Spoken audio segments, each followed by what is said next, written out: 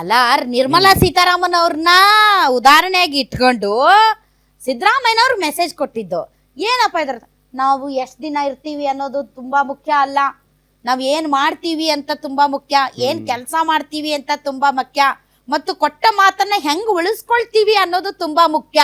ಇದನ್ನ ಯಾರಿಗಾದ್ರೂ ಕೇಳ್ಬಿಡಿ ಯಾರಿಗೆ ಅಂತ. ಆಬ್ವಿಯಸ್ಲಿ ಸಿದ್ದರಾಮಯ್ಯನವ್ರಿಗೆ ಹೇಳಿರೋದು ಅಂತ. ಯಾಕಂದ್ರೆ 2.5 ವರ್ಷ ಒಪ್ಪಂದ ಆಗಿತ್ತು. ಸೊ ಒಪ್ಪಂದದ ಪ್ರಕಾರ ಬಿಟ್ಕೊಡ್ಬೇಕು ಅಂತ ಸ್ವತಃ DCM DK ಶಿವಕುಮಾರ್ ಹಿಂದೆ ಹೇಳಿದ್ರು. ಒಪ್ಪಂದ ಆಗಿಲ್ಲ ಅಂತ CM ಹೇಳಿದ್ರು. ಅದಕ್ಕೆ ಕೌಂಟರ್ ಆಗಿ ಇದನ್ನ ಹೇಳಿದ್ರು ಇವರು. ಈ ನೀವು ಕೇಳ್ಬಿಡಿ ಯಾರಾದ್ರೂ ಕಾಂಗ್ರೆಸ್ ಎಲ್ಲ ಹೇಳಿದ್ರು, ಅವ್ರು ನಿರ್ಮಲಾ ಸೀತಾರಾಮನ್ ತಾನೇ ಹೇಳಿದ್ದವ್ರು.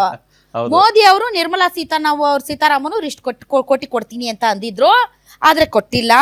ನೋಡಿ, world power is world power. ಕೊಟ್ಟ ಮಾತನ್ನ ಉಳಿಸ್ಕೊಳ್ಬೇಕು, ಕೊಟ್ಟ ಮಾತನ್ನ ಉಳಿಸ್ಕೊಳ್ಳಿಲ್ಲ ಅಂತಂದ್ರೆ ಭಗವಂತನು ಮೆಚ್ಚಲ್ಲ ಅಂತ ನಿರ್ಮಲಾ ಸೀತಾರಾಮನ್ ಅವ್ರ ಮೇಲೆ ಹಾಕಿ ಈಗ ಸಿದ್ದರಾಮಯ್ಯನವ್ರು. ಆಮೇಲೆ ನೋಡಿ ಅಲ್ಲಿ ಆ ಸ್ಟೇಜ್ ಅಲ್ಲಿ ಯಾವಾಗ ಸಿದ್ದರಾಮಯ್ಯನವರು ಮಾತಾಡಕ್ಕೆ ಡಯಾಸ್ ಮೇಲೆ ಎದ್ದು ಬರ್ತಾರೋ ಪಟ್ ಅಂತ ಹೋಗಿ ಅವ್ರ ಸೀಟಲ್ಲಿ ಕುತ್ಕೊಂಡ್ಬಿಡ್ತಾರೆ DK ಶಿವಕುಮಾರ್ ಅವರು.